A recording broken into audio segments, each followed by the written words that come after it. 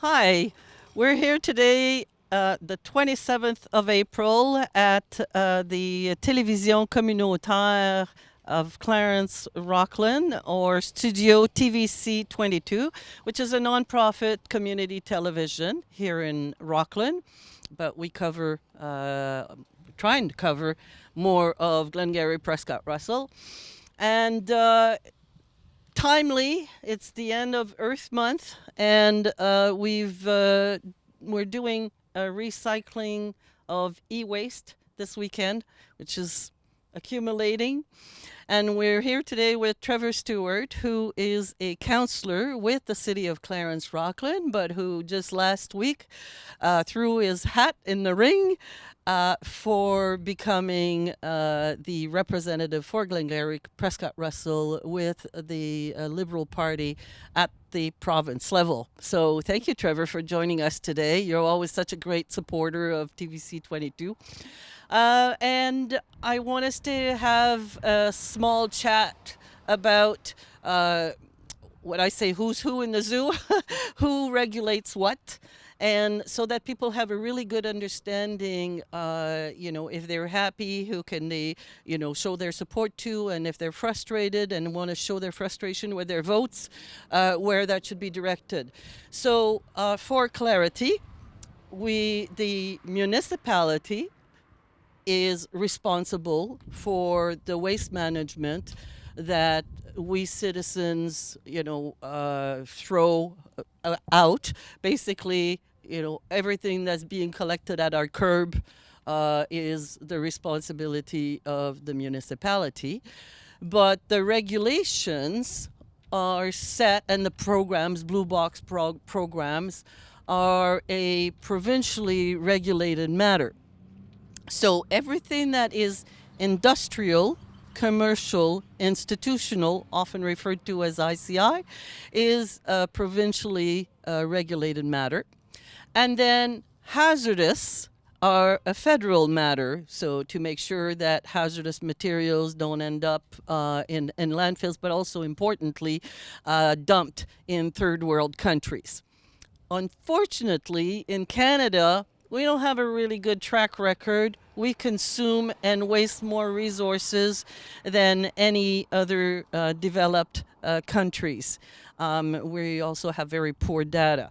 So I'd like you to, just sort of talk from your experience as a counselor. It's a waste management is a big budget item at the municipal level, and what you feel is happening in terms of the strategy from the province of Ontario, and so your thoughts on that. Yeah, well, thanks so much for having me. It's always a pleasure. Yeah, absolutely. So the provincial government just reinstated a new Blue Box program. The city of Clarence-Rockland was one of the first municipalities to be phased into this new program. It's essentially making municipalities take a step back when it comes to waste management, and it's privatizing a lot of that. So it's allowing private companies to now manage most of it. So especially when it comes to commercial and local businesses. So they had a deadline to essentially find a contractor. Or else the municipality was not going to be picking up any of the recycling or any of the waste management. So I've heard personally in my own ward from some businesses who thought that the deadline was a bit rushed, and there isn't necessarily as much of an incentive to recycle, especially when you're talking when you start growing. The bigger the business, the less the incentive. So as we had mentioned, I find that a lot of the waste is falling through cracks, literally in this case. And we need to be doing a better job of giving more incentive on those big companies. And when I say big companies, I mean really big corporations. Those are often the folks who are emitting most of the waste, who are emitting most of the carbon emissions. So it's ensuring that we're giving them an incentive to recycle, giving them an incentive to apply climate policy within their day-to-day operations. Now, I also want to mention from the municipal side, the shelf life of a lot of landfills. These aren't endless. We can't just keep throwing waste into them. We have to manage them properly. It's why recycling is so important, right? It's why we can't just throw everything in the trash bin. It's to ensure the health and safety of our landfills. And it sounds a little bit wacky to say health and safety of a landfill, but it's really critical to native biodiversity that we have healthy and safe landfills. And even when those landfills reach capacity, they're still going to cost us money to ensure that they remain safe landfills for the areas around it. So it's why programs like these are really important, to raise awareness of recycling, to raise the awareness of, hey, what you throw in your trash bag doesn't just vanish, right? There's a shelf life, it goes somewhere, and often it goes in our communities. So we need to make sure that we're taking an equitable and climate-focused policy when looking at our trash, and we're looking at just about anything municipally, quite frankly. Yeah, I'm so glad that you brought up the matter of landfill, because every municipality is struggling. And I also want to add one more thing that a lot of people don't know, that all of the industrial, commercial, institutional waste is part of what was called the NAFTA agreement, the North American Fair Trade. So all of that industrial, commercial, institutional waste, a company can pick it up, and, if it costs X amount of dollars, XYZ amount of dollars here to, recycle it responsibly in Canada. You just go over the border and it costs you a fraction to dump it in an American landfill. And any industrial, commercial, institutional organization can do that, And so there's a lot of things that people aren't. I think if we were more aware, I think that we would pay more attention to. I also feel that the environmental product, extended producer responsibility, which is something that has been worked on across the country, but certainly Ontario has adopted that as its zero waste strategy. I think a lot of people don't understand how important that program is, to address it from the perspective of the design point, so because, we look at electronic equipment that's being dumped here today, and some stuff is just a few years old, but it's obsolete already. And that's a design matter, right? So as you said very clearly, the big companies, how they design their product, how they develop it, and how they distribute it too, because an awful lot of packaging goes into that too, right? And that ends up in municipal landfills, so it's quite complex. Now, because the province is responsible for extended producer responsibility programs, and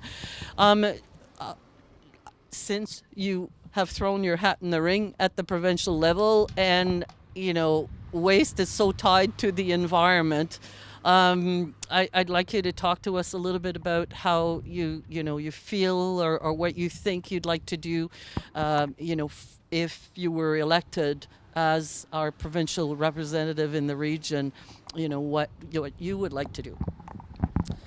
Yeah, for sure. Thanks so much.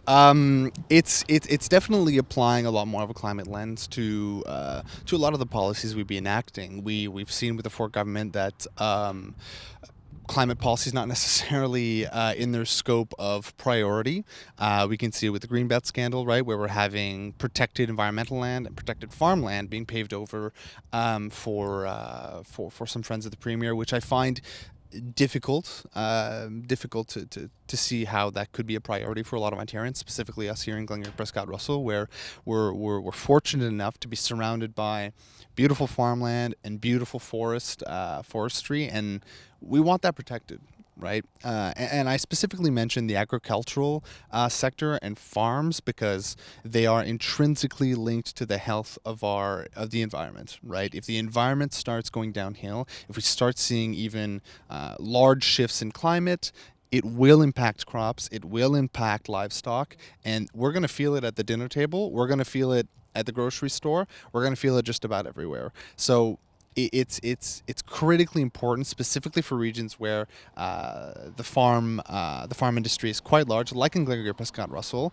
where we apply that climate lens, and we apply it both with in cooperation with big corporations, big companies, municipalities, and also farmers. Right? We want to hear from farmers and say, what works for you, right? What works for you to protect your farmland, to ensure we have a better environment, and also to ensure that you're able to have a profitable practice and have deliver food on the table for your fellow community members. So it's about working in cooperation with a lot of people, not working with your fingers in your ears and just walking dumb straight, right? You've got to be able to have those conversations and include people who are critical to that industry to make sure that we're able to build a better environment in the future.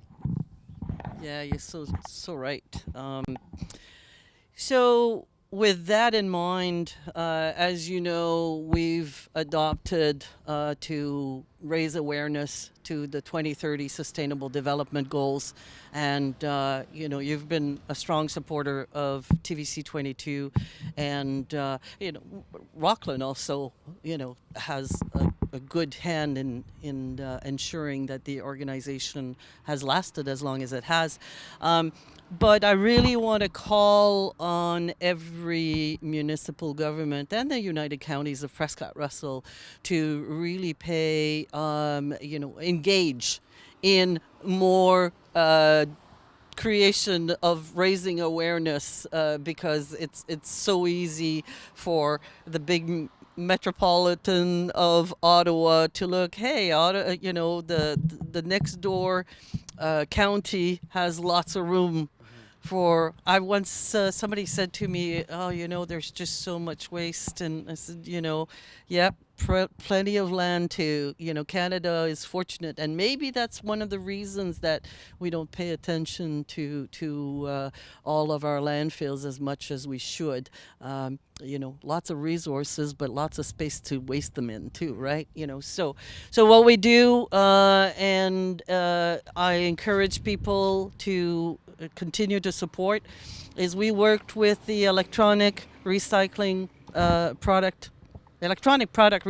association, and they make sure that the data is wiped from computers and smartphones, and they ensure that all plastics go where they're supposed to go, and nothing ends up in landfill, and also importantly that it doesn't end up in a third world country, where the creates toxic gases, and so it's and it also helps us because the association helps us in raising funds per ton. So the more we raise, the more we get financial support, and for a nonprofit organization, that's pretty important.